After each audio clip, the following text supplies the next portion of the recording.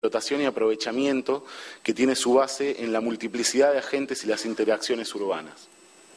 Esto para nosotros está relacionado con esta idea de esta producción social difusa que se da en la ciudad, que muchas veces no está reconocida ni valorizada por el mercado, pero que ahora sí, aterrizando en la cuestión de la producción cultural, es clave. El underground social de la riqueza, ¿no? La consistencia y proliferación de relaciones entre sujetos heterogéneos, ¿no? Si pensamos en ciudades que uno reconoce inmediatamente como ciudades creativas, como puede ser New York, Berlín, Londres, Barcelona, resulta problemático asignar de que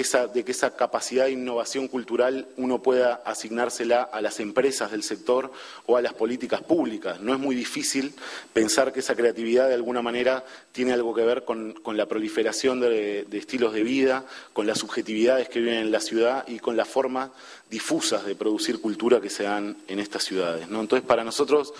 es muy importante situar este actor, que para nosotros es muy importante darle densidad teórica y protagonismo político también, que es esta noción de las cuencas de cooperación, ¿no? Estamos muy acostumbrados en las teorías económicas a que los actores tengan la forma empresa o tengan la forma del individuo racional o tengan la forma de la institución pública, pero para nosotros es muy importante poder dar forma a esta noción de cuencas de cooperación, ¿no? En la que se llama la atención de que buena parte del ciclo de trabajo no se realiza en el seno de las empresas ni en las empresas subcontratadas, sino que depende de ese espacio impreciso en el que se cruzan circuitos de formación, formales o informales, tendencias, redes culturales y formas de vida metropolitanas. Una vasta pluralidad de agentes, de cualificaciones, de saberes que desbordan completamente el perímetro de la empresa, ¿no? Y que tiene que ver con la propia característica de la vida metropolitana, constituyen la materia prima de la experiencia urbana. Yo creo que, aunque sea una noción, si se quiere, un tanto confusa, creo que la proliferación de lo que son los dispositivos de telecomunicaciones que nos son hoy muy familiares, como puede ser el Facebook o el Twitter o el Twenty, de alguna manera están reflejando que hay una manera de entramar las relaciones sociales, de producir lazo social que no responde claramente al individuo o a la forma empresa, sino que se sostiene justamente en esa modalidad de redes sociales, que son lo que queremos poner aquí sobre la mesa, altamente productivas, ¿no? Producen nuevos lenguajes, nuevas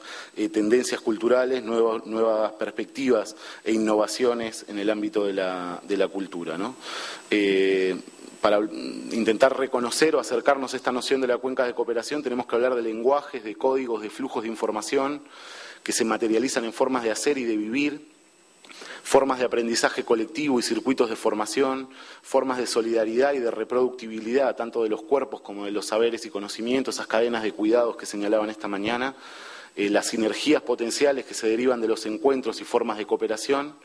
En definitiva, una extensa área de innovación y circulación de saberes que es intangible en términos institucionales, pero que tiene espacios, redes sociales y formas de socialidad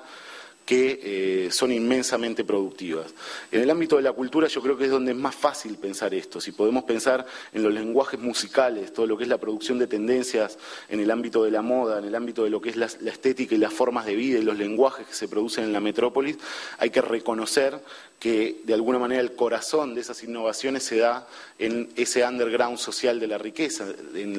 la capacidad de producir bandas, formaciones, lo que se ha venido a llamar, incluso que no nos convence del todo, pero esta noción de tribus urbanas, segmentos sociales que en su propia cooperación, en su propio intercambio de lenguajes y saberes producen formas de innovación entendida como creación de posibles, ¿no? Entonces, la pregunta es cómo trabajan estas cuencas de cooperación para los tejidos empresariales, cómo producen valor, y ahí es donde, digamos, para nosotros es importante pensar en cuáles son esos dispositivos de apropiabilidad sobre la producción común. Si entendemos que en el ámbito de la producción cultural hay múltiples agentes, hay muchos agentes diversos que intervienen en el proceso de creación de valor, bueno, ¿cómo se apropian la forma empresa de esta producción común, ¿no? Entonces aquí, simplemente para señalar, para no detenerme más de la cuenta,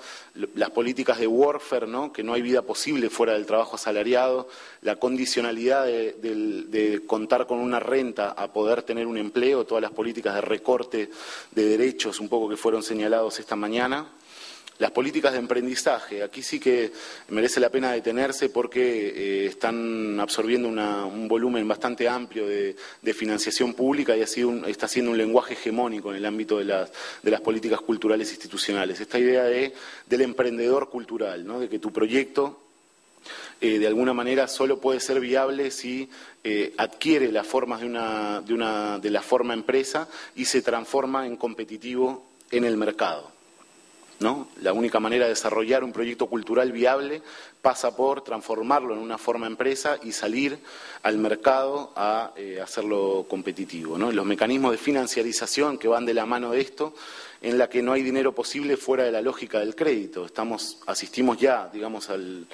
paradigma de la escasez, claramente en el ámbito de la crisis que estamos viviendo, en la que las administraciones públicas indican un claro problema de recursos públicos. A los proyectos culturales se nos dice que no hay dinero, pero que se han negociado formas provechosas de conseguir créditos blandos, créditos a bajo interés en las instituciones financieras. Y obviamente todas las políticas de patentes en las que no hay conocimiento posible fuera de los regímenes de propiedad intelectual, como uno de los estímulos centrales que se nos han presentado como hacia la creación, ¿no? Entonces esto que parece tan complejo y tan abstracto, y esto lo hemos cogido de unos compañeros que están haciendo un trabajo de investigación muy interesante sobre la industria de la moda en Milán, en la que ellos, a la hora de estudiar cómo se produce el negocio de la moda en un contexto como el milanés, ellos detectaban esto, ¿no? O sea, esta escala de distintos agentes que intervienen en la producción, ¿no? Obviamente el brand, la gran marca que contrata a una agencia publicitaria, que a su vez contrata unos estudios de producción, que va a buscar la novedad, las ideas, las nuevas tendencias a todo lo que es el escenario de la escena creativa, ¿no? Una escena creativa atomizada, multitarea, que está esperando de alguna manera que sea reconocido su trabajo en el mercado, generalmente en condiciones de mucha precariedad, pero que este cuadro de alguna manera para nosotros es sugerente y de alguna manera sintetiza que la producción de valor en el ámbito de la cultura, los nuevos lenguajes, lo que se viene a entender como innovación, justamente como lo presentamos antes, como creación de posibles, como elementos que de alguna manera introducen una novedad clara en el proceso productivo, surge fundamentalmente de lo que es esa escena creativa que nosotros nombramos como cuencas de cooperación que existen en el territorio y que generalmente son muy olvidadas por parte de las políticas públicas. ¿Cómo se hace y cómo imaginar políticas públicas que estén al servicio de estas cuencas de cooperación? No tanto del ciudadano individual, no tanto de las empresas culturales o de los emprendedores culturales como se nos quiere presentar, sino que estén al servicio de esas cuencas de cooperación, porque ya está reconocido incluso por los propios teóricos de las ciudades creativas de que esos entornos, esas cuencas, son las que van a facilitar la calidad y la intensidad de los procesos creativos, ¿no?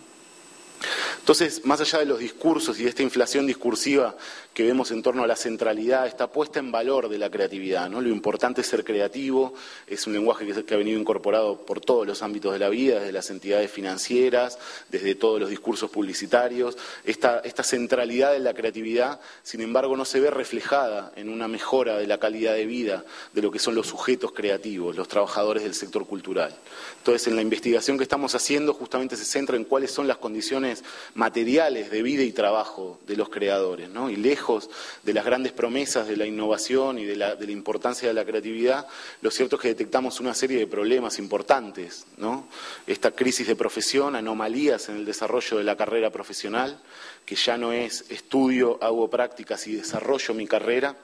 sino que se ve permanentemente parchada por esta intermitencia entre trabajo y no trabajo, trabajo pagado y trabajo no pagado, trabajo en lo mío y trabajo en lo que tengo que trabajar para poder conseguir fuentes de renta, que nos habla esto que mencionamos aquí como doble vida y doble trabajo, ¿no? En el caso de Málaga eso es, digamos, es pan de todos los días, porque lejos de ser el desarrollo del sector servicios en nuestra ciudad, lejos de ir anclado en todo lo que eran las promesas de I+D, de alta cualificación tecnológica, se ha traducido, digamos, en servicios de muy baja cualificación. Entonces la gran mayoría de los trabajadores creativos tienen que complementar su trabajo creativo con el call center, con trabajar en un restaurante, en un chiringuito o en distintos ámbitos de la distribución o del sector servicios, que es hegemónico en el mercado de trabajo acá. El ingreso puntual y el trabajo permanente tiene una